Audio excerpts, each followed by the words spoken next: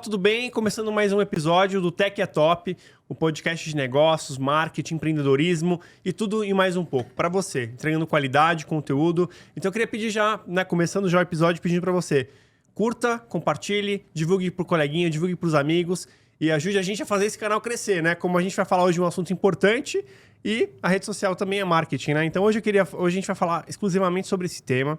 Eu vou fazer a apresentação dos convidados e a gente já volta para falar um pouquinho do tema. Bom, eu queria apresentar para vocês o Jonathan Domingues, novamente aqui. Ele é CEO e fundador da Tidos Marketing, especializado em planejamento estratégico de marketing. Seja bem-vindo, Jonathan! Opa, valeu, Rafa. Prazer estar aí de novo, poder conversar hoje, fazer uma troca direta com alguém que está no mercado também, mas de um jeito completamente diferente do que eu iniciei. Então cara, hoje vai ser grande aprendizado. Vai ser o Boteco do Tech é Top hoje para falar sobre os temas do marketing, para falar sobre essas trocas, né? E eu queria apresentar a convidada de hoje, especialíssima, a Carol Gimenez. Ela é criadora do perfil Ser Publicitária no Instagram. Quem não segue ainda, vai lá no @serpublicitária. Trabalhou em várias agências, começou a carreira nas agências, virou noite, trabalhou até mais tarde, aquela vida de agência que todo mundo que já ouviu falar, né, conhece, e passou por vários bancos. Então ela tem um pouco do lado da agência, o lado do cliente, e como que hoje a coisa está acontecendo nos bastidores aí das grandes corporações, principalmente no mercado financeiro. Seja bem-vinda, Carol! Muito obrigada, Rafa. Obrigada, Jonathan. É um prazer estar aqui com vocês. Estou muito feliz. Vai ser um bate-papo bem legal, então eu acho que vai dar para agregar bastante aí. E obrigada, é uma honra estar aqui com vocês. Imagina, já tô feliz de entrevistar vocês dois aqui e poder tirar a limpo, né, algumas dúvidas que eu tenho sobre vários conceitos, sobre várias questões do marketing.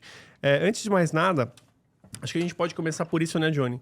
Eu queria que a gente debatesse um pouco, para quem é de casa, primeiro, o que o profissional do marketing faz e qual a diferença entre o profissional do marketing e o profissional de publicidade, né? Que até então a palavra que se ouvia muito era publicitários, né? Eram os grandes publicitários do Brasil. Qual a diferença desse conceito? Porque até hoje o meu cérebro às vezes dá um... faz uns nós aí. O que você nos diz aí, Johnny? Quando vou contextualizar com uma situação de mercado, né? Todo empresário, ele tem um produto ou um serviço, ele precisa de uma estratégia para conseguir divulgar esse produto ou esse serviço e atingir o público ideal dele. Se ele não monta essa estratégia, se ele não entende como que ele vai comunicar, como que ele vai passar a mensagem que precisa, ele não consegue vender esse produto. Ou talvez ele vai ter dificuldade de vender esse produto. Então, toda a parte de marketing vem trazendo a estratégia para que ele entenda esse caminho e aí sim vem toda a publicidade por trás para poder comunicar com ele o que precisa ser comunicado. Mas até onde vai o marketing? E até onde começa a publicidade? É tudo junto, é tudo interligado. Cara, eu acho que virou a mesma coisa. Eu realmente acho que é a mesma coisa. Mas eu quero ouvir a opinião da Carol. O que você nos diz, Carol? Eu concordo muito com o Johnny. Eu acho que é muito complementar, né? Quando a gente olha para o marketing, para mim isso ficou muito claro, principalmente quando eu participei dos dois mundos, tanto empresa quanto agência. Porque quando você pensa no marketing, pensa nos conceitos de negócio, né? Então, enquanto marketing, a gente tem um produto, como que aquele produto a gente comunica, como que a gente vai publicar, quais são os diferenciais, o que a gente realmente quer vender, ofertar para o mercado. E a publicidade, a gente entra muito no nível de, ok, agora vamos propagar esse produto, vamos propagar essa mensagem. E aí entra a ideia criativa, entra quais os canais, quais os meios de comunicação que a gente vai fazer com que toda aquela estratégia de marketing chegue ao consumidor, chegue ao cliente, né? Então, para mim, é muito complementar os dois. Quando a gente pensa em marketing, né? Olha que interessante, né? Marketing digital. Não existe publicidade digital, né? Por isso que eu brinco que virou a mesma coisa. Porque realmente a gente fala o marketing no contexto errado. Talvez seja isso, né? Conceitualmente, né? Nos conceitos da publicidade, realmente a publicidade era propagar, né? Era divulgar. Mas hoje eu acho que está um pouco bagunçado. Agora, uma dúvida para vocês. Vamos imaginar um post de rede social. Quando um post ele é um post publicitário e quando é um post marketing? Ou o post não é nenhum dos dois? Quando que é o quê? Quer que eu fale? Eu vou dar minha opinião. Acho que não tem certo Sim, é e polêmico, errado, é polêmico. né? É pra gerar... Você curta, compartilha e vai lá, provoca seu coleguinha que fez publicidade, provoca seu coleguinha que fez marketing, que esse é o nosso bate-papo que é enriquecedor.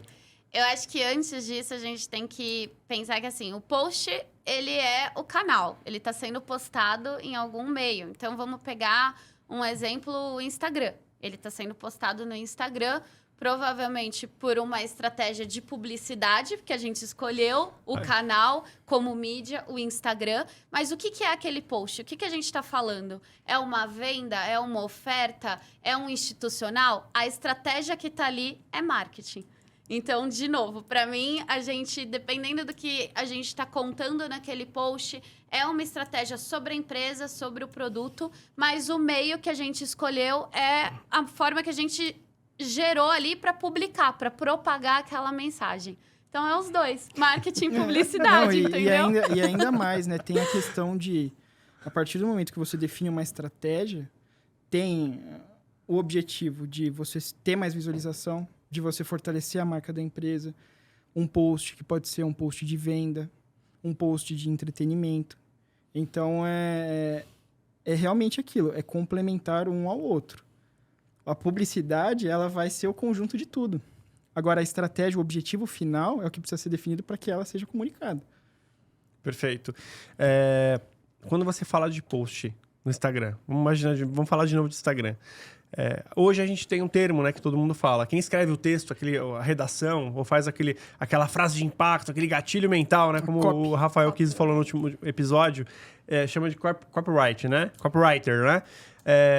Copywriter, ele é mais publicitário ou ele é mais marketing? A copy é um texto de venda, é um texto agressivo, é um texto que tem o objetivo de ter uma conversão. Na verdade, não necessariamente um texto de venda, ele é um texto que tem o objetivo de ter uma conversão. Então, ele vem embasando uma dor ou uma necessidade para que um público se conecte com aquilo. Emocionalmente, por exemplo? Emocionalmente. Ele vai ilustrando o cenário para que o cliente ou o público visualize aquilo como uma solução para ele. E aí vem o gatilho de, compra aqui que isso vai funcionar para você. De diversas formas. Então, a copy, não necessariamente só um texto, mas a copy de um vídeo, a copy de um áudio, a copy de um texto, de uma imagem, ela tem o objetivo de ter uma conversão, de levar do ponto A ao ponto B. Legal, muito bom. Eu aprendi com um colega, o Roman, que teve aqui no nosso episódio número 2, que o conhecimento inspira e a gente tem que distribuir ele antes que ele expire. Então, vou provocar vocês para uma coisa que quem está em casa vai querer saber. Vou construir um post, vou divulgar a minha empresa. Vamos imaginar que eu tenho uma empresa, eu tenho um restaurante. Como que você construiria esse post ou esse texto? Como é que vocês fariam isso do zero? Como pensar essa peça, esse post? Eu sei que mistura um pouco publicidade como canal e marketing como produto. Como que vocês fariam? Primeiro você, Johnny, depois você, Carol. Acho que é legal ela começar. Começa você, então. Primeiro, ladies first, né? Vamos lá. Eu acredito muito que a gente tem que pensar sempre num storytelling, né? Então, enquanto restaurante, a gente sabe que o foco do restaurante é, de fato, vender, atrair mais clientes, mas como que a gente conta a história daquela comida? Como que a gente chama a atenção para o nosso restaurante? Então, ou vai ser desde uma foto, que a gente pensa muito no quão atrativa tá, ainda mais comida. Eu sou uma pessoa que, se deixar, eu mesmo acabando de comer, tô ali procurando e me dá fome. Mas é muito, assim, desde deixar atrativo a imagem, às vezes atrair uma promoção, enfim, o que for. Mas como que você, talvez, vai pelo emocional também, né? Conta uma história, seja do restaurante, é um restaurante familiar, tem uma lembrança, algo que vai mexer ali na infância de alguém, aquela comida de mãe, de vó. Então, você começa a transformar. É diferente de você, às vezes, já ser um restaurante conhecido, que você nem precisa contar toda uma história, mas às vezes você é um restaurante que está começando. Então, por isso que hoje se escuta muito sobre o humanizar, né? Como você humaniza isso? Como que você fala que a sua comida é tão atrativa ou melhor que a do concorrente que faz exatamente a mesma comida? Então, são maneiras, assim, desde você contar uma história mesmo. Nossa, olha que legal, gente. Quando você para pra pensar no que a Carol acabou de passar pra você, isso é um insight incrível, né? Você nem começaria pelo menu, né? Pelo cardápio, né? Acho que você começaria primeiro entendendo, contando uma história, né? Você vai montar um restaurante, vai montar a sua empresa, o que você vai ter realmente de real pra contar daquela história? Da onde é que surgiu a ideia? Por que surgiu? Qual é a sua conexão com aquele movimento, com aquela ideia, com aquele projeto? E aí, a partir daí, você constrói todo o restante, né, Carol? Quem que legal tá por isso. trás dali, né? Você acha que a emoção conta...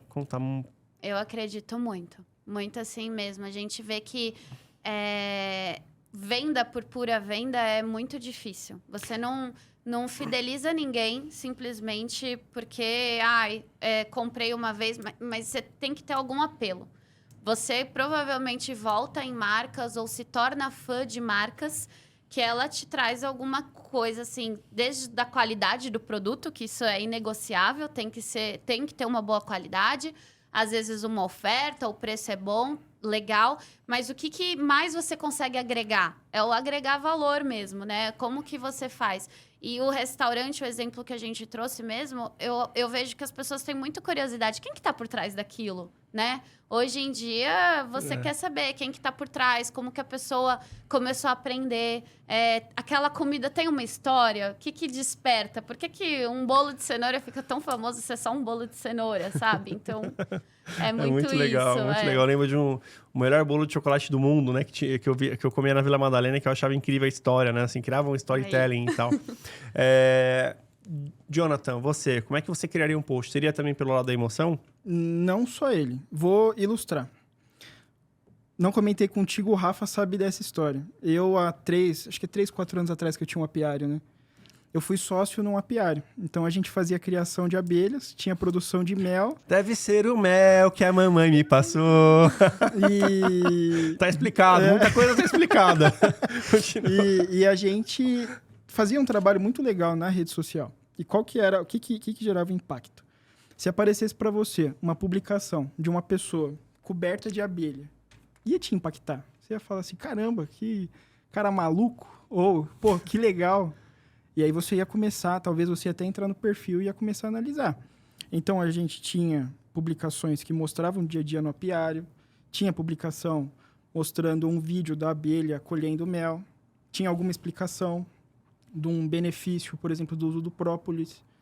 Além disso, ainda tinham as campanhas de venda ofertando produto, tinha campanha no Google, por exemplo, anunciando para que as pessoas que, por exemplo, tivessem uma colmeia de abelha em casa e não soubesse o que fazer com ela.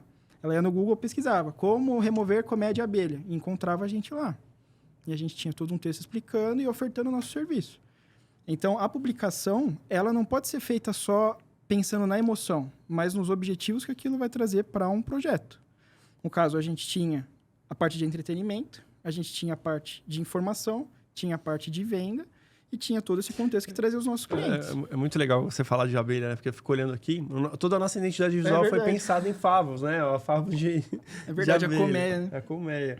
E assim, mas você não acha que tem a ver um pouco com a emoção? Porque, por exemplo, eu acho difícil ter alguém que não goste de abelha. Ninguém gosta de, sei lá, de mosquito, talvez, mas a abelha, mesmo que ela seja né, possa picar, não todas têm ferrão. Eu não sabia disso, foi você que me explicou, inclusive, há 4 anos atrás. Mas é uma coisa que te conecta, né? Porque é uma coisa do bem, né? O mel, o própolis. Olha o que a abelha faz pro ser humano, é incrível, Tudo né? que move a gente é relacionado às emoções, ou o medo ou o desejo. Tudo.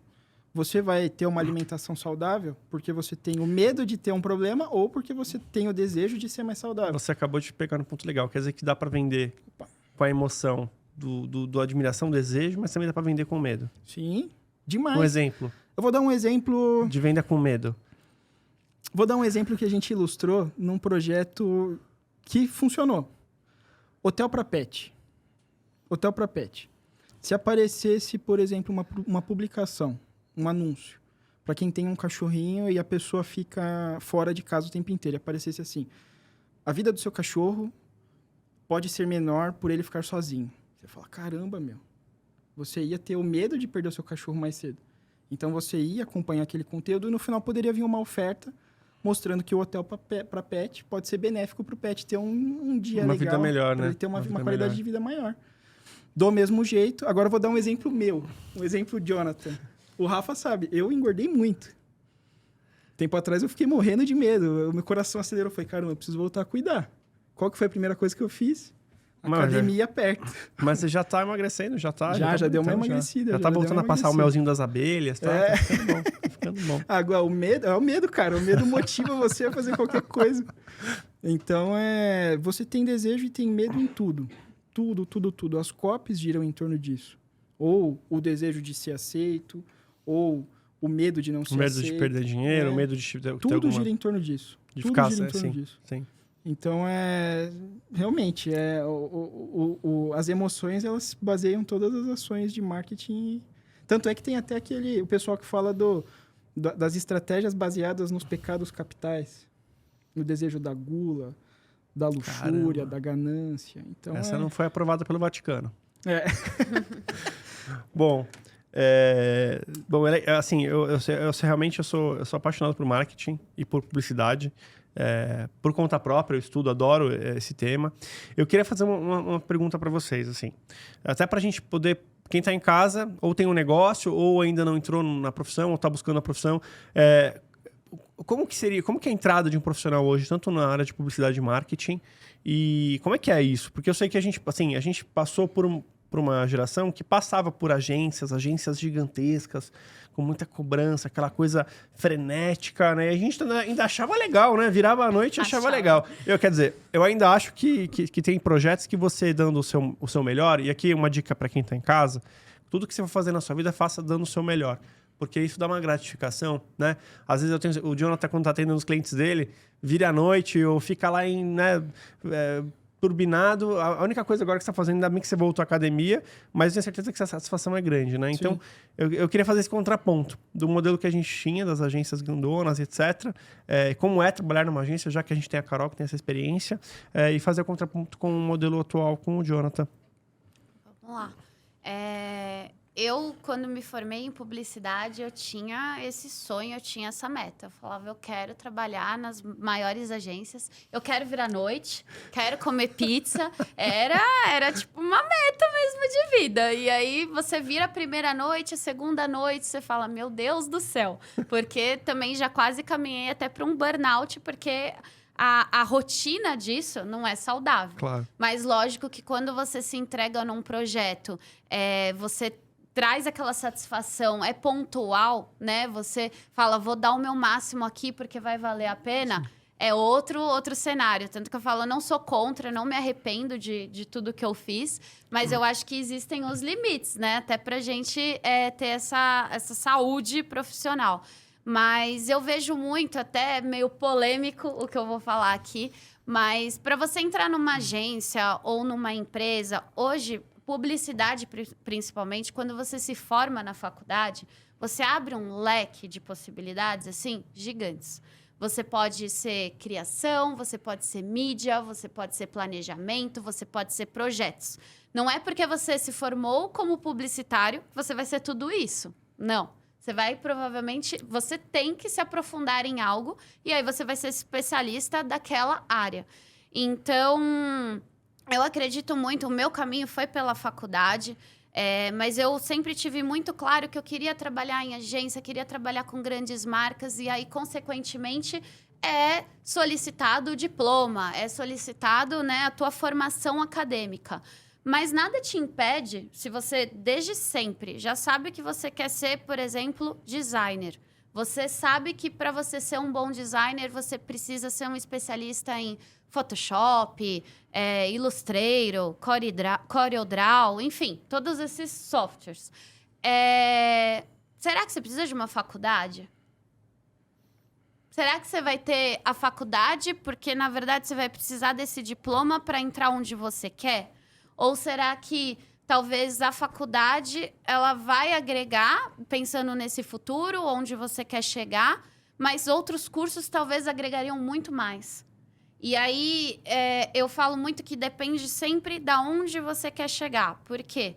Às vezes você não quer uma grande agência, você não quer uma empresa. Você vai fazer seus clientes, você vai trabalhar como freela, você trabalha numa cidade menor, então você conhece todo o pessoal do comércio, microempreendedores, e eles precisam de um designer. E aí você vê que o teu certificado pessoal, como você aprendeu, às vezes foi no YouTube, foi na raça, é muito mais valorizado porque você conseguiu montar seu portfólio, você conseguiu montar sua experiência. Então, eu falo muito isso. Parece clichê, até escrevi recentemente um e-book desmistificando o sonho publicitário. E eu falo muito sobre isso, que é polêmico, mas assim, será que você precisa da formação? Só você pode falar isso, porque depende de onde você quer chegar. E aí, talvez, se sim, você quer chegar numa grande agência, você quer trabalhar com marcas super conhecidas no marketing, provavelmente vão te cobrar uma certificação. Mas às vezes não, você está ótimo atendendo microempreendedores, fazendo seu portfólio. E aí um curso de designer gráfico, cursos menores vão te auxiliar muito mais. O que você acha, Johnny? Qual que é a sua visão sobre esse tema? Cara, eu comecei já completamente o oposto dela, né? Eu fui na raça. Ai. Foi na raça. É até Essa é legal. engraçado, porque... Como que eu iniciei? Eu sempre quis ter um negócio. Nunca gostei da ideia de trabalhar do tradicional, né? Sim. Nunca gostei disso. Em 2015, 2014, o que eu fiz? Como ganhar dinheiro na internet. Mas você foi bom, né? De milhões. Você chegou primeiro, você estava em 2014. Não tinha curso de marketing, não tinha TikTok, não tinha... Apareceu para mim um curso de como importar produto dos Estados Unidos. Eu falei, é isso. Vou importar a camiseta da Hollister. Comecei, consegui trazer R$2.000 de roupa. Não vendi nada. Acabei doando as camisetas porque eu também não gostava, só que eu via que tinha uma demanda, mas eu não sabia vender.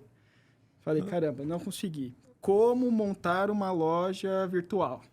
É o mesmo esquema, no YouTube. Apareceu um vídeo para mim de um português ensinando como fazer uma página no WordPress. Falei, é isso. Vou vender página no WordPress. Aí, em 2015, comecei a estudar WordPress. WordPress. Fiz um blog. Uma moça gostou, vendi para ela. Fui fazendo um jobzinho aqui, um jobzinho ali. E aí, pintou um projeto para mim, que era de uma empresa que prestava um serviço pro Google, no Google Maps. E aí, nessa época, a gente passava de negócio em negócio ensinando o comerciante como usar o Google, meu negócio, na época. Foi legal pra caramba, eu comecei a ter contato com o comerciante, ver o interesse deles em divulgar. E aquilo porta a ali porta. Porque entender a dor do cara, porque assim, você vai lá tirar foto do estabelecimento dele, que seja pro Google, e lógico, né? Mas você já aproveita, o cara já te fala, né? Putz, precisava divulgar isso aqui, não sei o quê. Sim. Tipo, ele confunde, né? Ele precisa vender, né? Então, E aí eu entendi a demanda. Falei, pô, esses caras precisam divulgar. Que legal. E aí os jobzinhos começaram a ser em torno disso. Fazia pro Google, acabei saindo depois de um tempo. Eu saí do Google e abri a primeira oportunidade, que foi a virada de chave. Eu fui num almoço e tinha um dono de uma marcenaria lá. Ele falou assim, pô, eu queria investir em anúncio no Google. Eu falei, pô, eu manjo disso. E eu não manjava nada de anúncio no Google. Eu falei, eu manjo disso. Ele, cara, vamos marcar uma reunião? Eu falei, vamos. Passei uma semana estudando Google Ads, estudando. Cheguei lá, apresentei para ele a ideia. Ele falou, vamos para cima. Isso era o quê? 2015? 2017, mais 2017. ou menos. 2017. Ainda era um oceano azul, né? Não tinha concorrência, então era muito fácil de dar resultado. O cara colocou 400 conto, voltou venda pra caramba. Aí beleza. Essa época foi boa mesmo. Aí eu falei, aprendi. É isso aqui que eu vou fazer. Comecei a prospectar outras empresas. Só que eu fui na ideia de que aquilo ali eu podia replicar para todos os negócios. E aí eu me lasquei. Por quê? Chegou numa empresa completamente diferente, eu fui com a mesma estratégia, não deu certo. Primeira derrota, mas aí eu falei, pô, eu preciso aprender agora os princípios do marketing, preciso entender como que eu vou montar uma estratégia. E aí você quis se aprofundar mais no conceitual, né? Entender as bases, né? Aí entra justamente o que ela passou. A necessidade fez com que eu começasse a buscar o conhecimento para ver o que eu poderia fazer para um segmento, o que eu poderia fazer para um prestador de serviço, o que eu poderia fazer para uma clínica. E aí você vai criando um portfólio estratégico na sua cabeça e uma visão diferente de tudo que poderia ser feito. E aí depois veio o apiário, veio a outra empresa Aí, ou seja, você aproveitou para impulsionar os seus próprios negócios e testar, errar. Isso. Legal. E aí teve outras empresas que você sabe que eu tive sociedade, cresceu, saí, projetos novos, cliente. Atualmente já foram mais de 85 projetos que eu passei. E aí, só que daí chegou um momento que eu falei, pô, beleza, para eu conseguir ganhar um dinheiro, para eu ter uma cartela de clientes, eu não preciso da vida acadêmica. Porém, para eu construir uma carreira sólida, para eu atingir o nível que eu quero, isso vai me ajudar também. Então, comigo foi diferente. Eu tive primeira prática, comecei a introduzir os conhecimentos separados no que pintava. Então, um exemplo. Eu lembro de um projeto para mim que foi o primeiro e-commerce que pintou. A pessoa falou, você sabe fazer e-commerce? Eu falei, não sei, mas eu consigo. Eu aprendo. E acabou que a gente fechou. A gente fechou o e-commerce. Eu sei tirar mel de abelha, não vou saber fazer o e-commerce. Dá uma semaninha. E foi justamente isso. Daí eu peguei, vi o orçamento eu coloquei um valor de um bom curso, peguei o orçamento, fiz um bom curso, vim aplicando e deu certo. Legal. Então, mas agora eu sinto a necessidade... Agora não, depois de um tempo eu comecei a sentir a necessidade de aprofundar, para realmente ter a especialização. Mas você veio se aprofundando nos últimos tempos que eu acompanhei. Nos últimos 5 anos... cada vez mais me aprofundando. Olha que questão interessante, né? Eu sempre achei isso uma coisa muito importante. Você ter contato com a área que você vai trabalhar, a área que você quer escolher para sua vida, antes mesmo até de fazer a faculdade. Talvez até em conjunto, né? Mas o quanto antes você tiver contato com a área, melhor para você entender se realmente você escolheu a faculdade mais adequada para o seu perfil, para o seu sonho, aquilo que você vai ver, né? A vida real, né?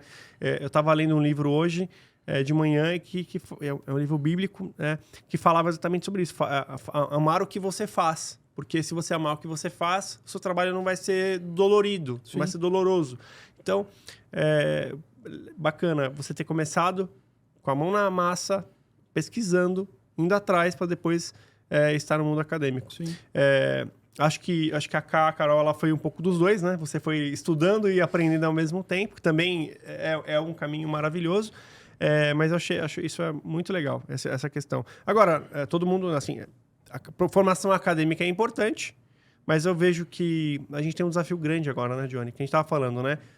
Aprender, desaprender e reaprender. O Roman que falou isso, eu gravei isso muito forte na minha cabeça, por quê? Porque é tudo tão dinâmico, porque a forma como você faz marketing digital, marketing no digital, mudou e está mudando a cada mês. Então, quando a gente olha os conceitos de uma faculdade de marketing, ela tem que ensinar o conceitual. Eu acho que o mais importante, que seria legal, é uma faculdade que ensine a pensar, né? E eu acho que mais até do que isso, Rafa, se a gente for avaliar, a gente vê hoje muito mais isso em MBA, pós-graduação, mas cada vez mais, assim, está existindo a necessidade dos professores, dos mestres, eles terem uma vivência no mercado. Porque, vou falar até por mim, assim, eu tive excelentes professores, foi uma escola mesmo, tenho contato com todos até hoje, mas a grande maioria é muito mais acadêmica do que do mercado. Então, você vê que existe aquela necessidade da troca, deles também ter vivenciado o mercado, porque a faculdade, muitas das vezes, é a tua primeira experiência, é o teu primeiro contato. Então, você fica muito ali no teórico, e você fica imaginando como será que é na agência, como será que é no dia a dia. Então, a necessidade da gente ter a teoria ali e cada vez mais a oportunidade de aplicar. E aí, de novo, seja num freela, seja num projeto pessoal, seja para você mesmo. Eu brinco que muitos me perguntam, mas... Poxa, como é que eu entro no mercado? O mercado pede experiência, mas eu não tenho experiência e eu preciso da experiência. Essa é a melhor, né? A melhor de todas é essa. E aí você fala... Se apoia, eu falo muito isso, se apoia no que você tem de experiência, mesmo que seja teórica. Eu, me formei na faculdade e os meus 4 anos da faculdade eu não fiz estágio na área, eu não trabalhei numa grande agência, eu fui trabalhar formada. E é muito mais difícil você entrar no mercado sem experiência e formada, porque aí não é mais estágio, né? E eu falava muito isso, eu estudante, assim...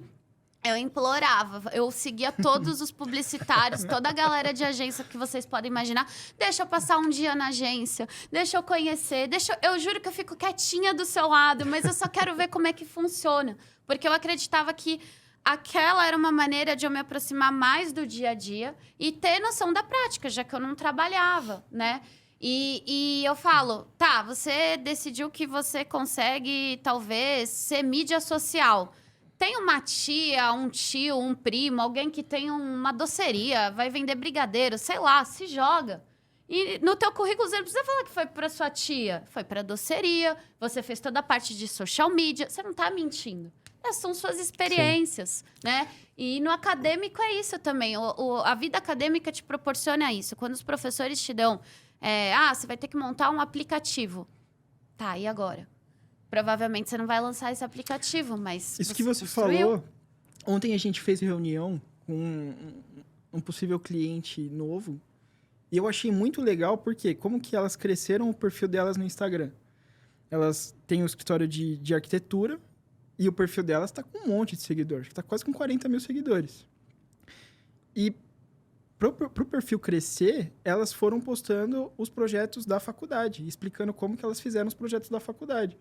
Então, tinha lá uma planta para fazer, elas mostravam como foi feito aquele processo, quais ferramentas, como que podia usar a ferramenta, sem cliente. E agora elas têm uma carteira de clientes, elas estão com mais de 500 alunos, então isso. Tem como você criar portfólio sem necessariamente você ter tido a experiência no mercado. Perfeito. É questão de você usar as ferramentas que você tem em mãos. Tem uma coisa legal, assim, fazendo até um contraponto, né? Antigamente você tinha o quê? Agências, porque quem investia em marketing, publicidade para campanhas, tanto no offline, no impresso, como na televisão, eram grandes empresas.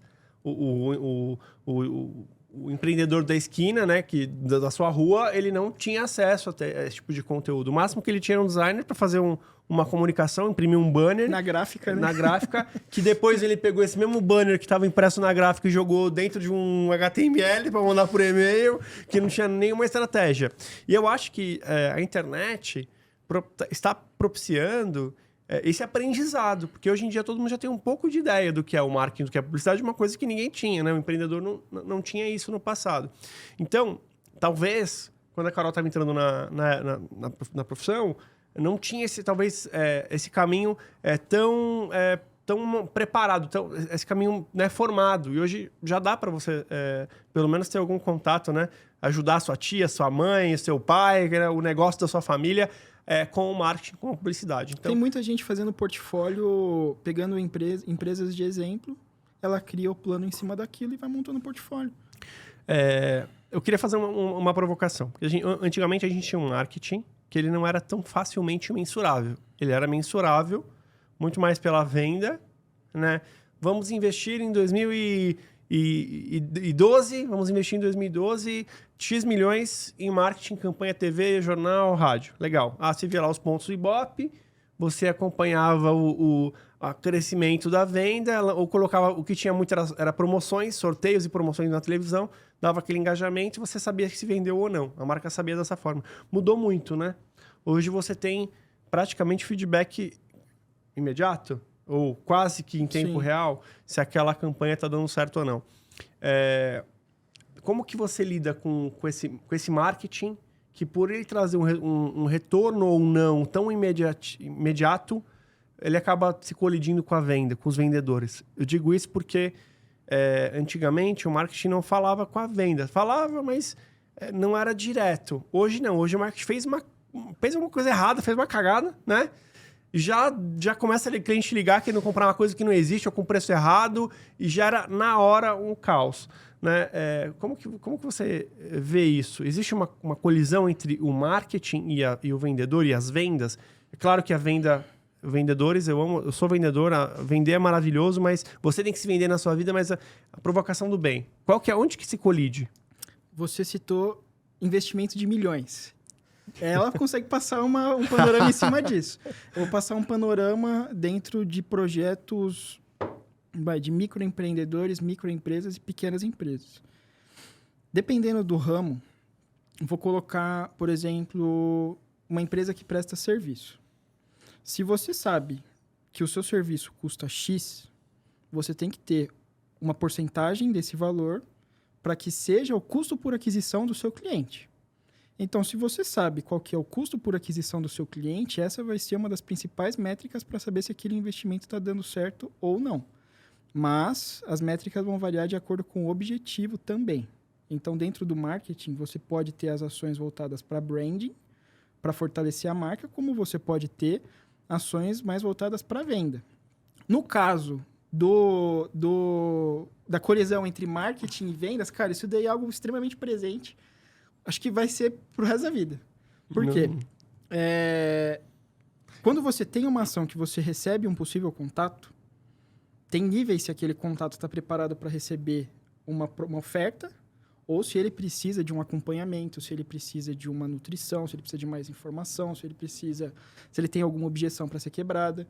Tem muita gente que recebe, por exemplo, você pega uma equipe que trabalha com captação de lead o tempo inteiro, uma equipe de vendas que precisa de lead caindo. O marketing, ele precisa mandar o lead qualificado. Qual que é o atrito que as principais equipes têm? Recebi um monte de lead, mas o marketing está mandando só lead ruim. Aí o marketing fala, não, eu mandei um monte de lead bom, só que o comercial não está conseguindo fazer. Essa é a treta, cara. Todo dia, é assim todo dia, é inacreditável. O que a gente vê nos projetos que a gente trabalha? É simplesmente a falta de alinhamento de entender qual que é o público. Nos projetos que a gente trabalha, às vezes o cliente nem sabe quem que é o cliente dele, ele não sabe o que ele precisa entender. Às vezes ele nem tem a vontade de vender, ou vontade de atender. Ele só pega, recebe o lead e fala assim, custa tanto. Ele fala, não vendeu. Então, um dos principais problemas que a gente vê em empresas menores é isso. Converter lead é fácil, né? Converter formulário é fácil, né? Mas, de repente, será que aquela conversão tem qualidade? Se aquela pessoa está apta realmente a receber um telefonema, por exemplo, para continuar a venda? Essa é uma coisa interessante. Vou passar até um exemplo que é legal, que a gente fez na empresa de prestação de serviço de limpeza e no apiário. E agora na de velas. É simples, isso para quem estiver assistindo, que tem um negócio também, é importante você entender essa lógica. A gente recebeu o contato. Antes de eu passar o orçamento, o cliente falava, quanto que custa? Eu não perguntava, não passava quanto que custa. Eu falava, já passo o orçamento para você, mas qual que é o motivo do contato? Aí ia entendendo, é por causa disso, legal, ia anotando. E você já fez isso alguma vez? Não fiz, ia anotando. Quando chegava o momento de passar o orçamento, eu tinha todo o pitch, tudo que eu precisava falar, que se adequava à realidade daquele cliente, para que ele falasse, nossa, isso aqui é o que eu preciso. Foi pensado para mim, Foi pensado para mim. Então, o atendimento, a venda, ela não pode ser só a oferta. Tem que ter o relacionamento, tem que ter a empatia de entender a necessidade do cliente. Então, isso daí já vai converter para vocês, já vai converter absurdamente. Você entender a necessidade do cliente. E até complementando, assim, eu acredito muito que cada vez mais, qualquer produto, qualquer serviço, a gente tem que se atentar à experiência do cliente, Sim. à jornada do cliente. E aí, quando a gente fala de jornada, a gente pensa no funil, né? Então, desde a aquisição, eu atraí aquele cliente, mas e agora? O que eu faço com aquele cliente? Eu preciso retê-lo. Então, eu preciso vender meu produto, conseguir trazer ele para dentro de casa, agora eu vou vender, ele comprou, será que daqui 3 meses ele vai precisar de mim de novo? Como é que eu faço para fidelizar esse cliente? Como é que eu faço para manter ele engajado? E aí você começa a entender, putz, esse cliente que já está aqui faz um tempinho comigo, eu não vou falar a mesma coisa que eu estou falando para quem está chegando agora, né? Sim. Então, você pensa em toda a experiência mesmo. E até pegando um gancho, que foi uma frase que você trouxe agora, que é a questão de... Não adianta a gente trazer cliente sem qualidade. Vamos pegar exemplo de mães. Você Legal. Tem um produto que é... Sei lá, vou chutar aqui. Um produto que você fala... vou vender mamadeira, comidinha de criança e etc. Adianta você falar com pessoas que talvez não são mães, não são pais, não vai ter um filho, não vai dar para... O que vai agregar teu produto para ele? Aí você tem algumas pessoas que não vão engajar com você, né? Talvez são pessoas que estão ali só porque estão ali, que são os robozinhos, né? Sim. De fato. Então, é muito isso, entender o momento. Não adianta nada você oferecer fralda para uma pessoa que não tem nem uma amiga que tá tendo um filho. Não adianta. Então, é muito isso. Entender a experiência do cliente, entender o momento que ele tá, o ciclo de vida, para você conseguir cada vez mais ofertar, enfim, ser assertivo, né? Assim dizer, no pós-venda, né? Pós-venda Exato. também é algo que muita gente não dá importância, porque você faz a venda, tem muita empresa que faz a venda e falou, beleza, próximo. Eu ia entrar nesse ponto. Eu ia fazer uma provocação exatamente sobre isso. Se vocês, né, vocês conhecem bem, melhor do que eu isso, existe o conceito, né, que é o AIDA, que é atenção, interesse, desejo e ação. Na Web 1.0, acho que não são de vocês, que acho que, ou são, mas acho que não, que todo mundo é muito novinho que está assistindo aqui, novinhos de 40 anos, mas a gente finge que não sabe. Na internet 1.0, a gente tinha dois pontos do AIDA, que era atenção e interesse. O desejo, por exemplo, era quando ele via o carro, ele via na internet, tinha interesse lá pela descrição do carro, mas o desejo ele via quando o vizinho tinha comprado, né? Que aí ele via o carro, né? Achava o carro bonitão e tal, aí dava o desejo e aí vinha depois a ação de venda que era feita na concessionária, por exemplo. Então, na Web 1.0 você tinha só esses dois pontos. A internet se revolucionou e hoje você tem os quatro, né? Atenção, interesse, desejo e ação de compra na própria internet, que hoje já tem, montadoras vendem pela internet, a própria Tesla, você faz o pedido, o order lá pela internet, e ele te entrega em casa o carro. É um negócio... eu não comprei nenhum Tesla, mas eu sigo, eu vejo, é maravilhoso. E agora tem uma coisa interessante, eu até poderia... Vamos fazer um conceito novo aqui, colocar o S no final, que é o AIDA, atenção, interesse, desejo de ação, satisfação, ou R, relacionamento. Tem um funil que trabalha isso. Eu tenho dado uma estudada nele, se chama funil pirata. Ele vem na etapa de... É por causa do AR. A sigla em inglês é o AR do pirata. Beleza. Ele vem na sequência do AIDA e depois ele se divide na parte de pós-venda, indicações e você vender o mesmo produto para o mesmo cliente mais vezes. Porque o AIDA, na teoria, ele se encerra ali só no processo de ação. Mas depois você tem outras ações que podem ser feitas dentro do próprio funil, né, de compra do seu cliente, na jornada de compra do cliente. Então, e é isso que o pessoal deixa de lado. Fez a venda, acabou. Vamos para frente. E não é. Isso é um ponto legal até de citar, por quê? Quanto mais anunciante na internet, mais caro o custo do leilão. Mais caro vai ficando para anunciar. Cada vez vai ficar mais caro. Então, a aquisição de um cliente, de uma primeira compra pela internet, ela vai ficar cada vez mais cara. Se você não monta uma estratégia para conseguir vender mais vezes para a mesma pessoa ou trabalhar a rede dessa pessoa, você sempre vai pagar mais caro. A partir do momento que você trabalha as indicações, que você tenta vender o mesmo produto, o custo por aquisição daquele cliente ele vai se diluindo nas outras vendas. E isso só acontece com o quê? Com um bom pós-venda e com um follow-up, um acompanhamento ali. Mas olha que interessante, né? Se o cliente ficar fã da sua marca, você não compra carro todo dia, mas você comprou um carro... Você compra um carro a cada 5 anos, um exemplo, né? Você comprou um carro, gostou do carro, você se apaixonou pelo produto. Você vai divulgar isso para os seus amigos, né? Que é uma coisa que a gente estava falando naquele episódio com o Rafael Kiso.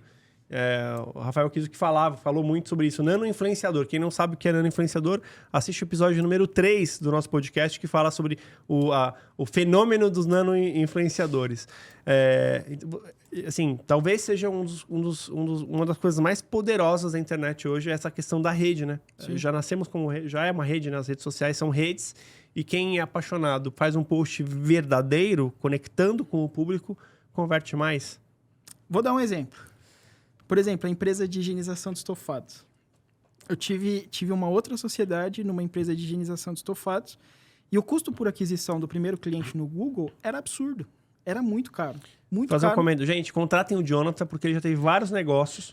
Ele foi obrigado a aprender a fazer, né, a dar certo na divulgação na internet.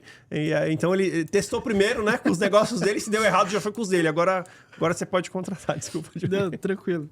E aí, qual que foi a estratégia para poder vender sem precisar ficar gastando muito com anúncio?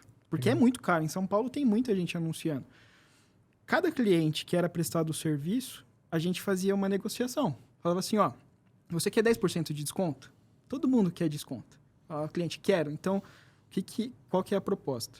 Se você gostar do nosso serviço, Durante o serviço, você grava 5 stories e marca a gente no Instagram. Só isso, só isso. A pessoa marcava, depois ela falava, olha a água suja, nossa, que legal. Daquilo ali vinha 5, 6 pessoas entrando em contato com a gente, sem precisar gastar mais. Então, da própria rede de pessoas, que eram nano-influenciadores, por ter ali de 5, 10 mil pessoas, de 1.000 a 10 mil pessoas, já caiu um monte de cliente pra gente. Aí, beleza, fez a primeira etapa, veio mais cliente. Um cliente que a gente pegou através do Google trazia de 3 a 5 novos clientes. Desse cliente, a gente, depois que o serviço tinha sido executado, 3 dias depois, a gente entrava em contato e falava, e aí, ficou legal? Ficou tudo certo? Ah, ficou legal, gostamos. Assim, você pode fazer uma avaliação pra gente? Posso. Depois eu falava assim, tô te mandando um cartãozinho fidelidade, nele você tem 10 marcações. Você fez cada serviço, você já tem direito a 15% de desconto nos próximos serviços. E se você quiser passar essa indicação ou esse serviço para outra pessoa, a outra pessoa também tem esse desconto. Depois que você completar os 10 serviços, você ganha um de graça. Que legal. Beleza. Então, que a gente legal. dava desconto, que Já era um clube, né? Já era o nosso um custo. CRM bônus aí. Já era. Analógico. E esse custo que a gente dava de desconto, ele já estava calculado na verba de marketing. Então, o que eu tinha disponibilidade para pagar para conseguir um cliente, eu usava de desconto no serviço. E aí, os próprios clientes traziam mais clientes. Fantástico. Então, tem muita estratégia, e é isso que é um ponto que o pessoal se esquece. Marketing é marketing. O digital é um canal que você pode utilizar. Então, usa o conceito, que falta muito, até para quem está iniciando, foca em aprender o conceito, as estratégias, como entender de pessoas. Por quê? Tem muito curso só ensinando ferramental. E o pessoal esquece que é um ser humano que está sendo atingido ali. Maravilha. Se você entende como lidar com o relacionamento, lidar com a rede de relacionamento da pessoa, você faz venda. Se você consegue conectar, né? Conectar verdadeiramente com a pessoa. Sim. Aproveitando, já que você falou sobre isso, está gostando desse material, está gostando desse conteúdo, então vai lá, clica, compartilha, posta na rede social. A nossa hashtag é TechEtop, tudo junto. É nosso Instagram, @TechEtop. Eu queria fazer uma provocação.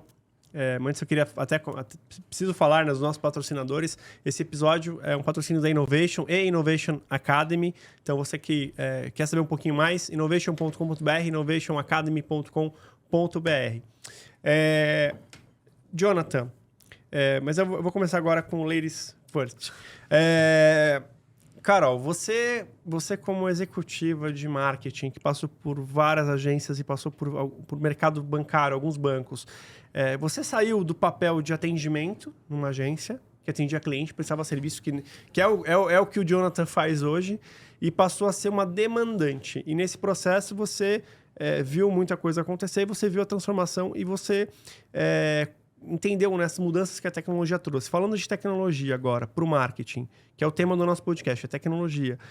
Qual foi o principal choque tecnológico que você sentiu nos últimos tempos na gestão do marketing de empresas no segmento financeiro? Eu acredito que o maior impacto que a gente tem assim nesse dia a dia, e aí seja agência, seja empresa, seja do ramo financeiro, qualquer segmento, é muito forte a questão da gestão de projetos. A gente tinha lá no passado, e aí eu falo, quando até eu comecei, eu caí de paraquedas na gestão de projetos, era algo que não foi mencionado, assim, era uma página em branco, não existia na faculdade. Veio muito forte por causa de desenvolvedores, de tecnologia. Olha que interessante, o marketing demandando software, né? Engenheiros de produção, gestão de projetos era de tecnologia, engenheiro de produção, não tinha nada a ver com publicidade, nada a ver com marketing. Engenharia civil, enfim. Exato.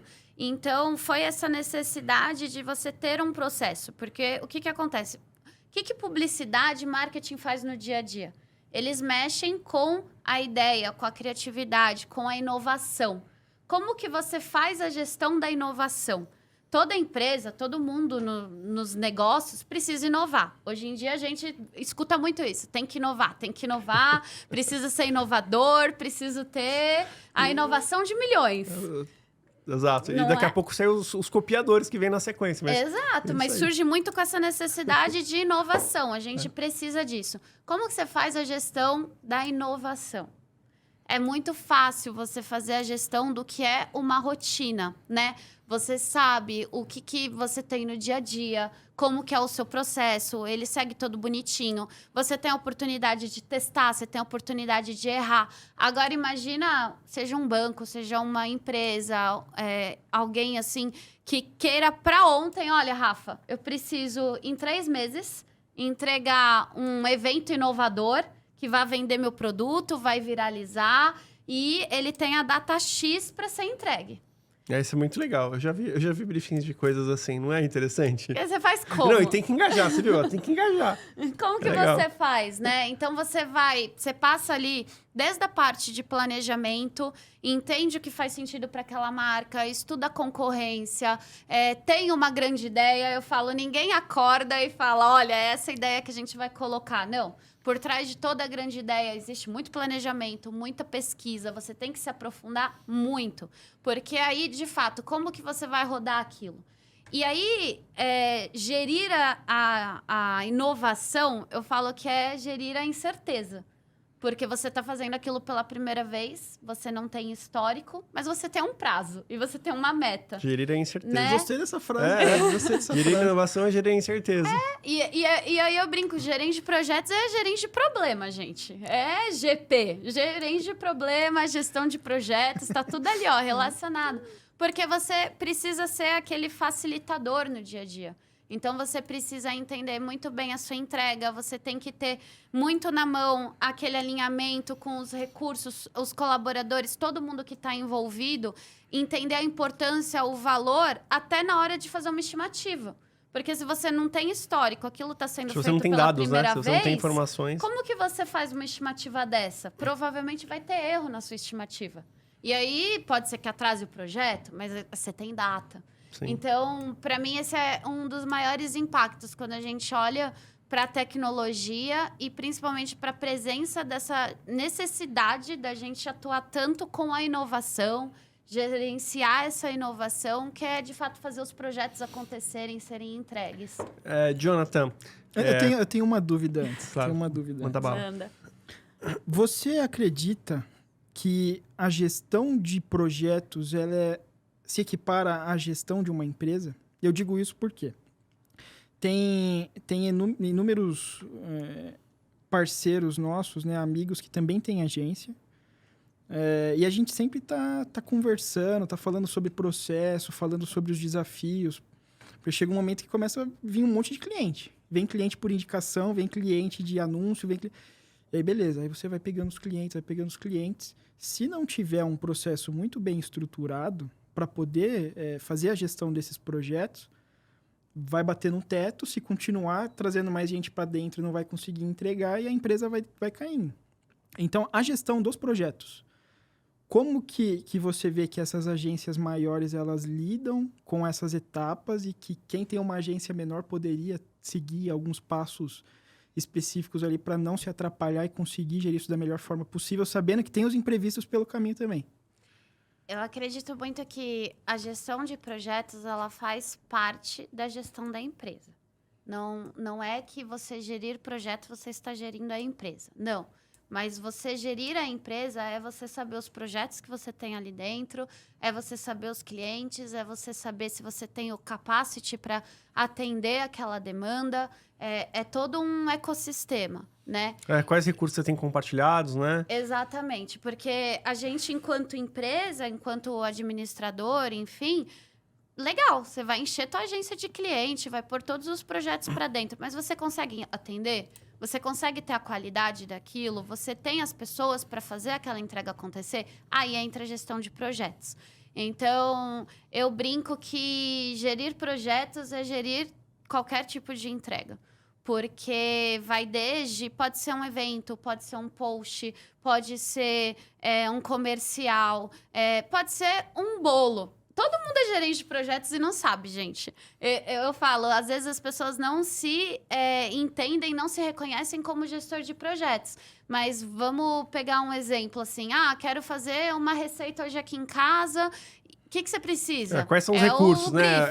É o fermento, a farinha. Exato. Qual é o são? prazo? Eu preciso ter o fermento em tal horário, a laranja tem que chegar aqui 2 horas antes para poder descascar e, né? Exatamente. Qual que é a receita? Como que você vai executar? Qual que é o tempo? Você tem tudo para fazer aquilo acontecer? É gerir projeto. Você está trabalhando com tempo, Quando a gente programa uma viagem, a gente... para onde a gente vai? O que tem para fazer? Você está planejando, né?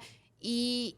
Pode falar. Não, eu ia comentar que a gente ouviu do Roman também, né? Estratégia é igual a alocação de recursos. Isso é tão simples, né? De entender.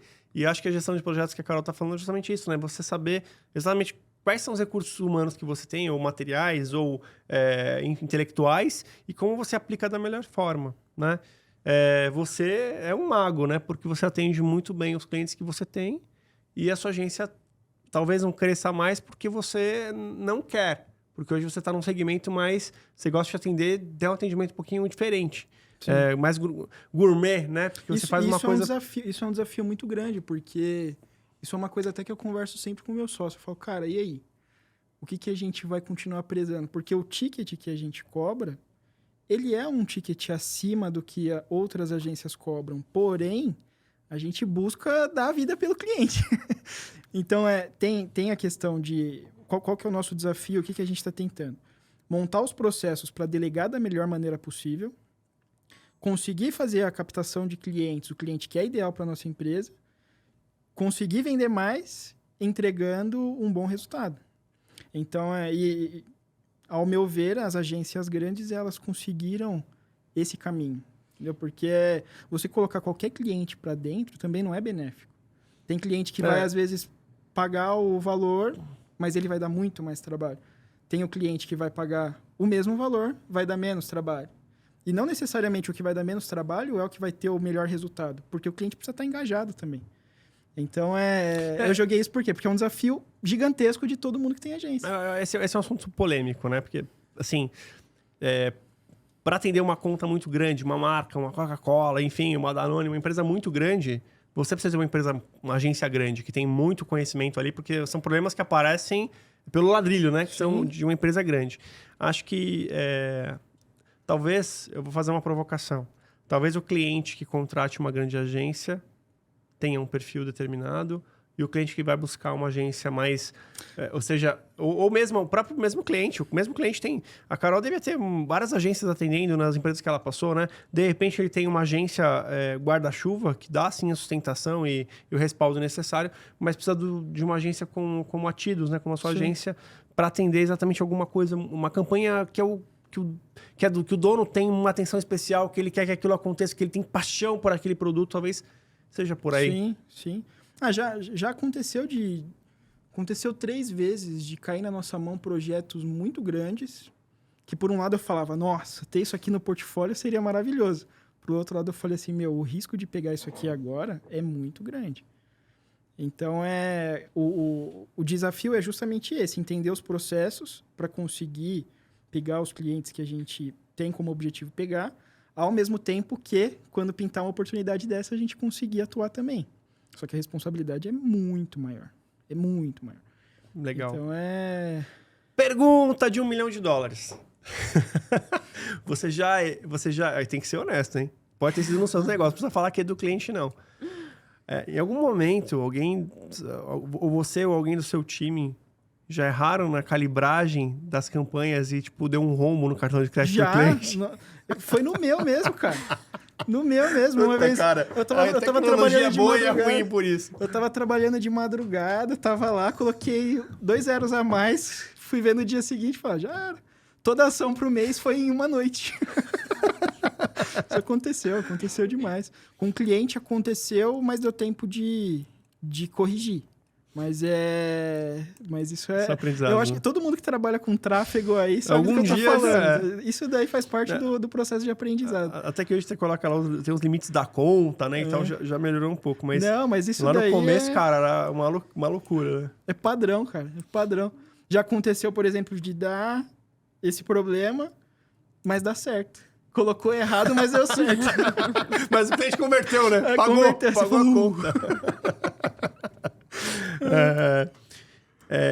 E você, Jonathan, com relação à tecnologia, qual você acha que foi a maior revolução de tecnológica que você sentiu durante 2017 para cá, quando você está tocando a sua empresa? O que você acha que realmente você sentiu, caramba, isso aqui mudou meu jeito de trabalhar? Teve alguma coisa específica, alguma mudança na rede social, mudança... Uma coisa, porque as outras mudanças, elas foram gradativas, elas foram, foi algo tranquilo. Agora, uma coisa que eu sempre tenho conversado com o pessoal é a inteligência artificial. O ChatGPT, por exemplo. Cara, os caras fizeram uma Isso agora, copy. mais recente, né? Os caras fizeram... Eu tava vendo um vídeo do cara falando assim, ó, faz pra mim uma copy, uma carta de vendas para vender um treinamento de emagrecimento com gatilho tal. Ele monta a copy ali. Então, isso daí, pelo menos, tem sido uma preocupação minha no sentido de como que a gente vai utilizar essas ferramentas da melhor forma possível, sem que a gente fique preguiçoso, sem que a gente não perca a oportunidade de utilizar.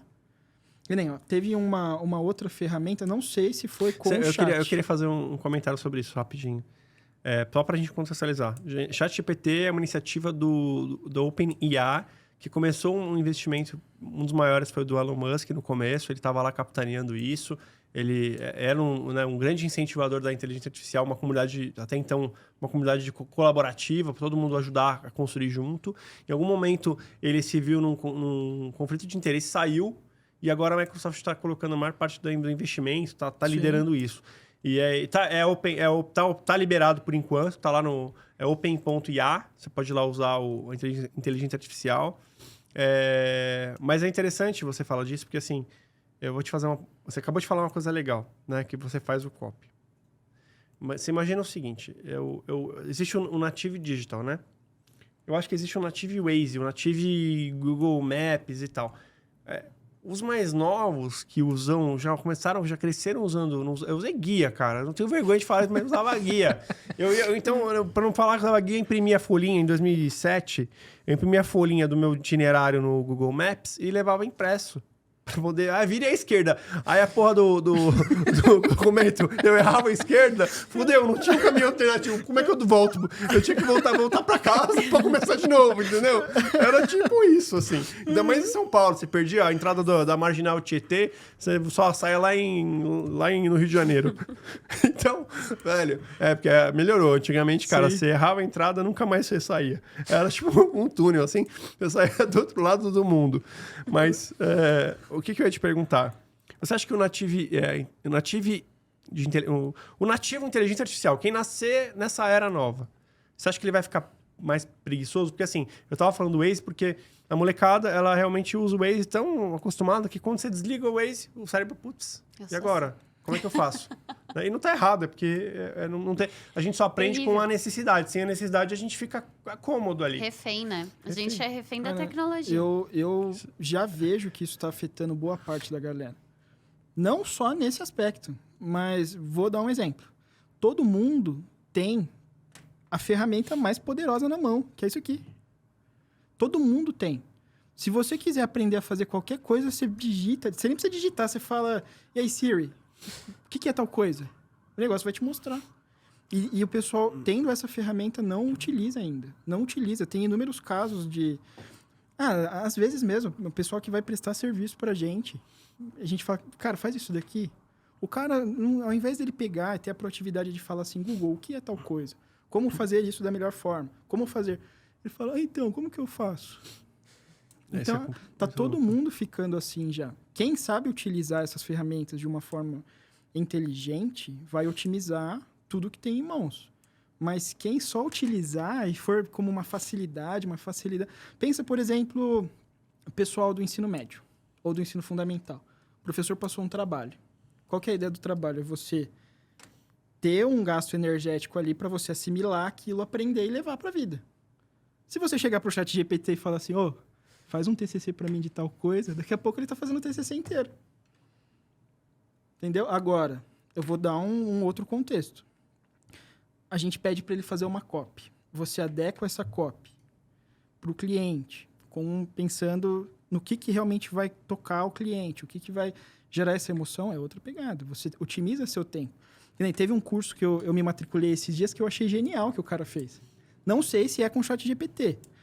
Mas ele fez o pitch, teve o vídeo de vendas, teve tudo, e ele colocou uma seção no site que é assim: se falta alguma coisa para eu te convencer, escreva aqui embaixo. Aí você coloca: não vou comprar porque minha esposa não quer que eu faça esse investimento agora. O cartão não virou, sei lá, É. escreve qualquer coisa. Ele vai falar, a inteligência vai dar sugestões para você ir colocando, e depois ele monta, por exemplo, um texto para você convencer sua esposa de que aquilo ali é um bom investimento. Eu achei genial. Eu quero esse negócio. Eu achei genial aquilo. É genial, porque você tem um vendedor. Ajudando no argumento. Ali. Cara, isso é legal, né, cara? Você tá com sua namorada, com a sua noiva lá e tal. Ela faz alguma pergunta, aquela que dá o pano no nosso cérebro, né? Só um minutinho, amor. Deixa eu ver aqui. Como sair dessa enrascada? Cara, isso é surreal, cara. Mas é perigoso, entendeu? É Sim. perigoso.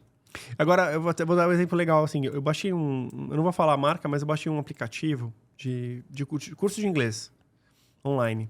Não é bem um curso de inglês. Na verdade, é uma inteligência artificial que te incentiva a falar inglês.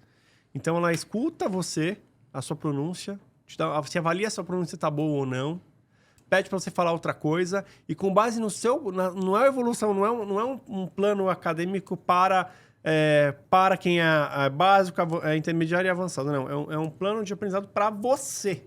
E naquilo que você tem mais de deficiência. Se a sua pronúncia, seu entendimento disso está bom, ele vai fazer você melhorar outra coisa. Gramática e tal. Então, eu acho que... Olha só isso, cara. Eu fiquei assim, eu sempre tive... Praticar inglês, né? Mesmo que você entenda, né? Que a gente fala em inglês meio robotizado lá fora. Quando a gente viaja, a gente não passa fome, né? Mas é importante a gente evoluir nessa questão. E eu achei aquilo absolutamente incrível. Porque realmente ele pegou o que eu precisava aprender. E ele falou, putz, inteligência artificial é um salto na humanidade que eu acho que, assim... Cara, a gente não tem... A gente até sonha aqui. A gente tá imaginando o que pode acontecer. Mas Sim. a gente...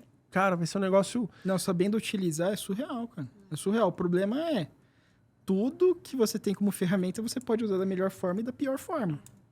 Em tudo. Isso aqui também.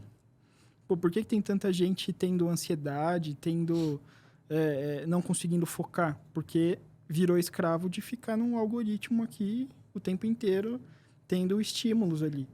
Então, mas se você souber usar isso aqui pode deixar uma pessoa rica.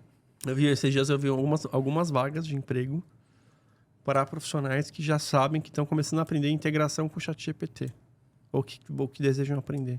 Então, a gente vai ter analistas que vão fazer isso, vão aplicar isso nos negócios. E é engraçado, né? Daqui a pouco a gente vai ter analista ethical de inteligência artificial, né? Para entender se está sendo usada com a ética e tal. Já estão defendendo ter um órgão que regulamente a inteligência artificial no país, né? Hoje a gente já tem outros órgãos, mas específico para isso. Imagina que uma inteligência artificial possa induzir o consumidor a comprar sem oferecer um produto. Não, é surreal. Não é? Você imagina que você faz o remarketing, né? Aí você vai colocando mensagens subliminares para o cara sobre alguma coisa, tal, não sei o que lá, e o cara não...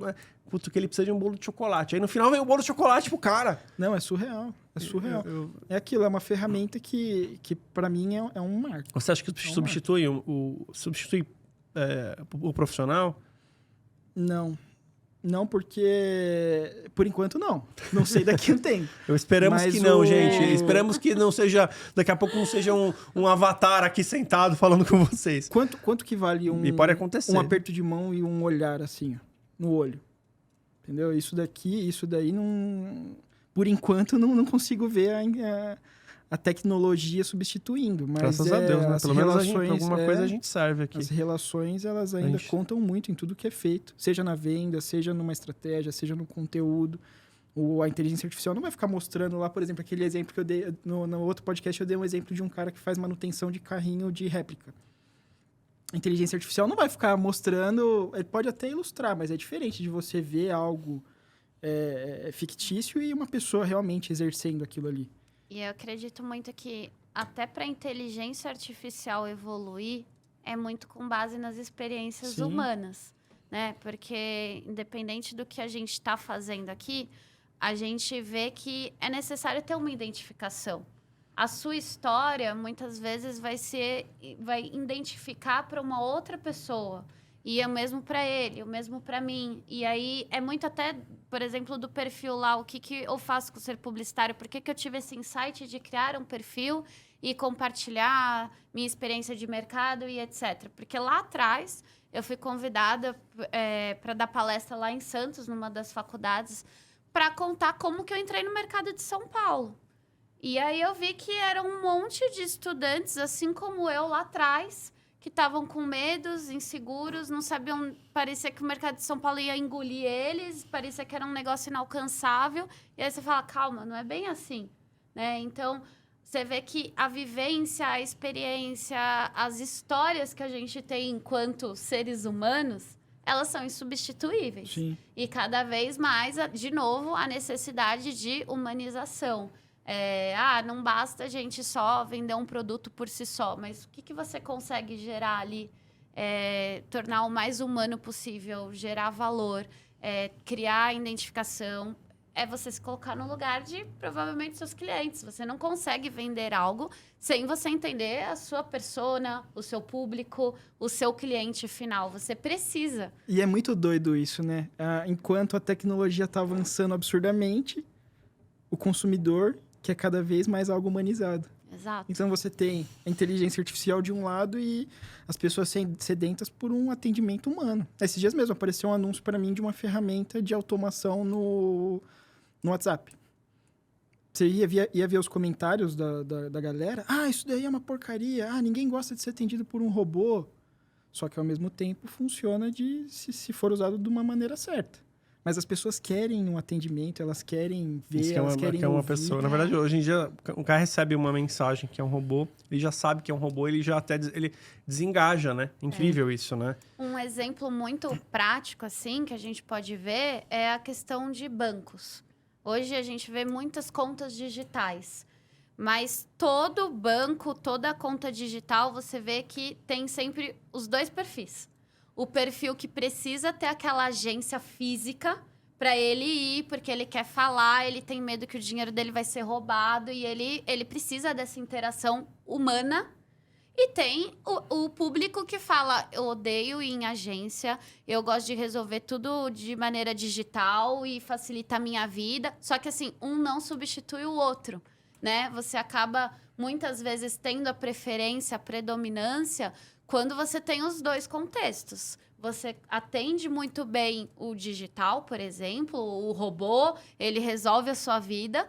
Mas, às vezes, se você tá num sufoco, num apuro, você fala, eu não quero falar com o robô, pelo amor de Deus, só me coloca para um atendente, uma pessoa falar comigo, porque vai ser mais chorar, rápido, né? ele vai entender, chorar, ele vai me dar um abraço, entendeu? Isso. Por mais que ele não resolva, né? É Mas se isso. sente ouvido. É isso. Eu acho que isso é uma coisa que a gente ficou na pandemia, a gente sentiu falta, né? Nossa, demais.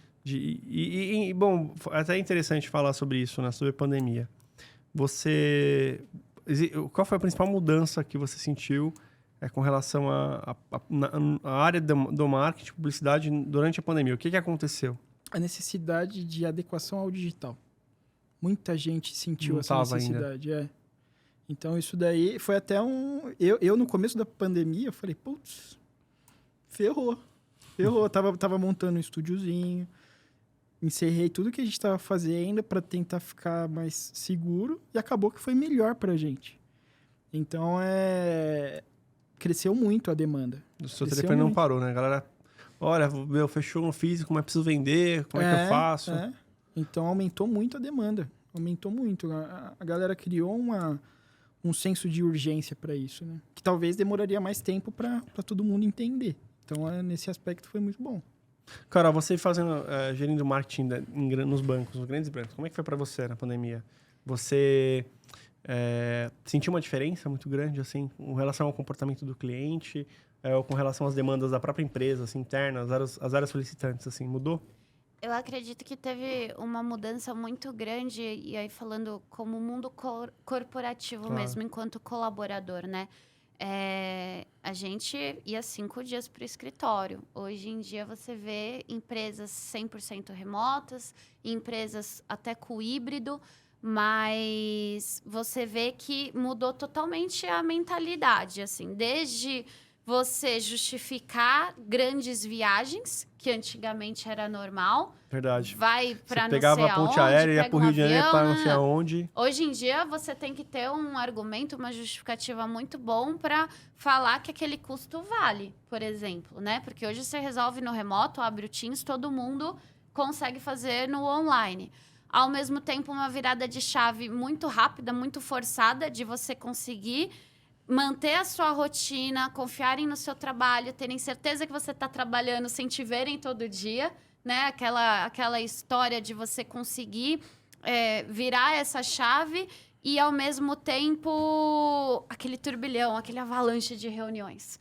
Você fala, meu Deus, agora tudo virou reunião, tudo virou call. E aí a gente passava o dia inteiro em reunião e acabava o expediente. Você fala, agora eu vou trabalhar mesmo, porque eu passei só alinhando, só conversando. Verdade. Então, eu acho que... O pior é quando você entra na reunião, abre um monte de caixinha, não fecha nenhuma, todo mundo já sai esgotado, não resolve nada. Exato. Então, eu acho que teve uma adaptação, assim, gigantesca em vários cenários. No cenário desde custos, que tem uma redução, mas também a gente vê a necessidade de, às vezes, você ter esse relacionamento, de você estar perto, é tudo muito mais rápido. Você acha que todo mundo se adapta? Porque eu até acho assim, quem trabalha por conta, ou quem trabalha para um negócio próprio, é obrigatório ele se autogerir, né? Uhum. E quando a gente fala do mundo remoto, você tem que estar engajado, né, com aquilo. E eu tento ver assim, depende muito da maturidade, né, Jonathan, talvez, né? Porque se você tem maturidade, você sabe daquele seu compromisso, você entrega. Mas tem profissionais que gostam de ter o chefe em cima lá, cobrando e tal. Ou fornecedor ou cliente, enfim. Alguém tem que estar ali trocando, né? O que você acha que... Como é que você vê isso na sua agência? Cara, isso tem sido um desafio. Por quê? A gente... Que bom, olha, ele não fala que é tudo lindo e maravilhoso, não, pessoal. Isso é bom, hein? É um desafio. Porque eu vou dar um exemplo. Por exemplo, designer. Cara, se você ficar pentelhando o designer, ele não vai conseguir trabalhar. Ele não vai produzir. Você chega pra ele e fala, cara, tá ruim. Preciso arrumar isso aqui. O cara vai mandar você... passear, né? Vai mandar você... Então, o designer é algo... Tem um jeito de você trabalhar. Quem já trabalha com tráfego já é pressão. O cara já tem a pressão nele mesmo. Porque ele precisa ver, ele precisa analisar, ele precisa colocar métrica. O desafio que a gente tem enfrentado é quem pode ficar híbrido, quem não pode, qual é a quantidade certa de reunião, qual é o tempo certo de reunião, qual é o dia qual é o tempo que a gente vai conseguir fazer uma academia para não ficar gordinho, né? Tudo. Você fazer a gestão de tudo, nossa, isso é uma zica do caramba. E aí então, isso era algo até que eu ia te perguntar. Como que essas empresas têm gerido isso para que a equipe consiga produzir sem ter a pressão, sem ter a cobrança, ao mesmo tempo que todo mundo tem um deadline, todo mundo tem uma meta? Porque esse é um desafio que, às vezes a gente manda no grupo lá, fala aí, rapaziada, o que vocês estão fazendo? Pô, a gente tá tentando aqui também. Mas você fez uma pergunta ingrata pra ela, porque ela veio de agência e grandes bancos, cara, onde a pressão é brutal, entendeu? Mas é em agência mesmo que eu tô querendo saber. Não, mas dá pra gente... É brutal. Não, mas eu até tenho uma resposta, assim, pra isso, que eu vejo, assim, independente se é grande agência, se é grande banco, se é pequeno, não importa.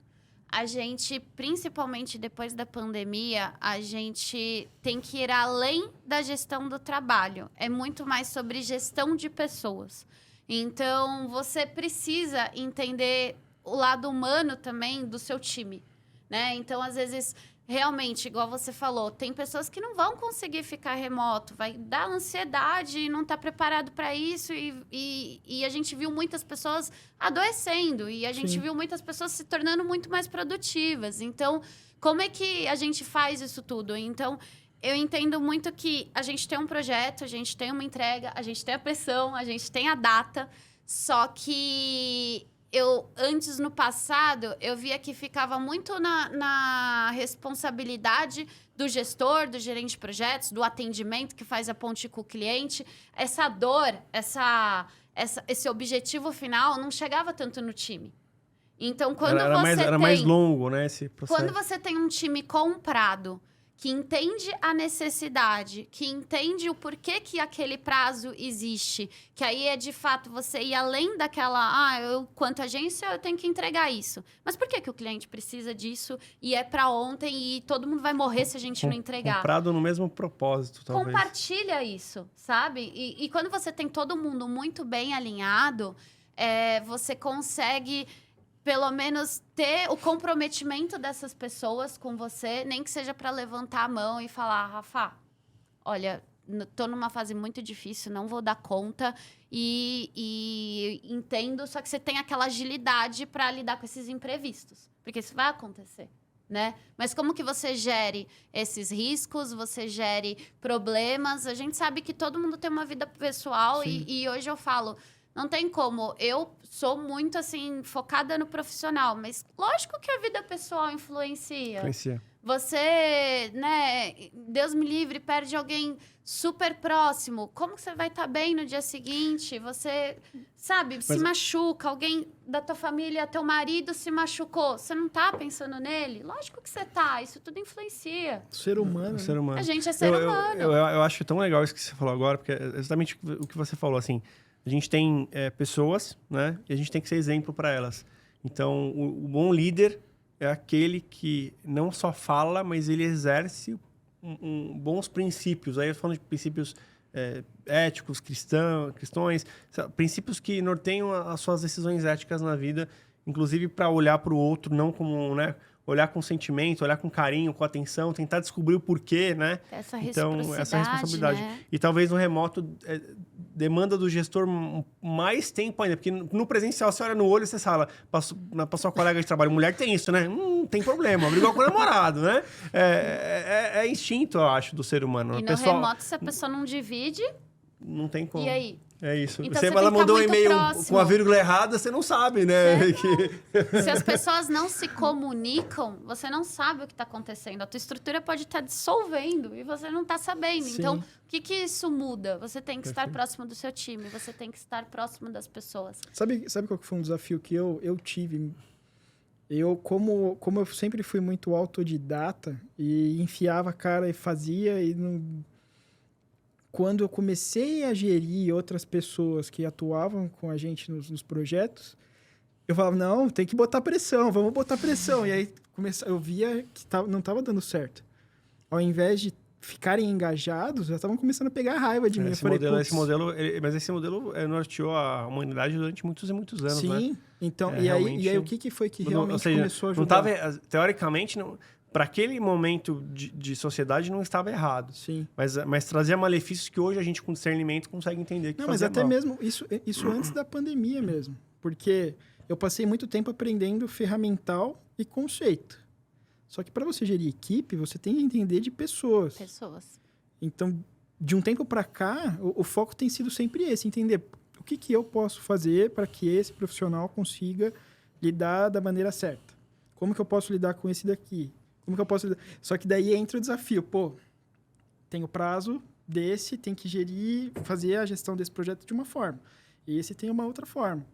E aí, no ambiente físico, é muito mais fácil, porque tá todo mundo ali, já troca ideia, você já vê. Agora, no digital, nossa, como isso é um desafio. Bom, a gente tá chegando no final do episódio. Mas eu queria fazer essa provocação. Você que está pensando em começar na área, já sabe que tem que aprender sobre o algoritmo, sobre rede social, sobre o que está acontecendo no mercado, sobre inteligência artificial, sobre pessoas. E a gente deixou pessoas por último. Não porque ele é menos, mas sim porque ele é o mais importante de tudo. É o mais importante. E fazendo uma brincadeira que hoje a gente fez... Finalmente fizemos a conciliação entre o marketing e a publicidade, pessoal! Então, faltou trazer alguém do comercial aqui para quebrar o pau de verdade. Das vendas, né? Vendas e marketing. Vai ser o próximo debate. Fazer tem que botar um time de um lado, um time de outro. Uma thumbnail de boxe, o cara do marketing, o cara das vendas. Vai ficar legal, vai ficar bom. Última dica para quem vai entrar na área, um jovem de 17 anos que está pensando em cursar o marketing, entrar nessa área, ou já até está brincando no digital. O que você recomenda? O que mudou, para mim, o jogo foi entender conceito. Estudar o conceito. Você aprender a ferramenta, show, legal. Mas você entender o conceito e entender de pessoas, isso muda tudo. Às vezes você pode não entregar o resultado rápido, mas o relacionamento que você vai dar, o suporte que você vai ter e a forma que você vai gerir o projeto vai fazer muito mais diferença. Vale muito mais você ter um suporte legal, você deixar tudo claro, deixar tudo organizado, do que você só fazer o serviço e ficar distante. Quem quiser contratar a Tidos ou te seguir na rede social, mandar um direct, pedir um melzinho pra você, como é que te acha? O melzinho não tem mais como. O mel já foi comprado, fechado, encerrado. No LinkedIn, você consegue me encontrar com mais facilidade, Jonathan Domingues. E no Instagram, eu tô começando a produzir conteúdo lá também, é João Domingues _. Legal, parabéns, legal, Johnny, boa. Valeu. Precisa de ajuda? Tem aqui um especialista que pode ajudar você nos desafios digitais. Caroline, deixa eu te fazer uma pergunta agora. Você, a empresa que precisa de uma consultoria, de alguém que passou por agência, por bancos, que precisa que gostaria de te chamar para você ajudar a organizar a casa, né? Principalmente com esse olhar de pessoas. Como que te encontra? Consegue me encontrar pelo Instagram do Ser Publicitária ou até mesmo pelo LinkedIn. Lá no LinkedIn, meu nome tá Caroline Gimenez. Então, com Z no final, é isso, né? Caroline com K, Gimenez com J no começo, Z no final. É uma facilidade o meu nome, entendeu? A pessoa escreve C, você fala PK. Gimenez, põe um G e um S. Vai estar aqui na descrição do canal, pessoal. É isso. Não, mas fica super à vontade para me contatar em qualquer um desses canais. Eu tô super à disposição. E qual dica que você deixa para o jovem de 17 anos que está começando na área? Aprender um pouquinho de tudo, mas principalmente entender o processo. Então, se você vai para uma agência de publicidade, por exemplo, tenha em mente que você pode sim ser o mídia, o planejamento, mas entenda o processo da agência como um todo, que você vai ter conhecimento um pouquinho de cada área.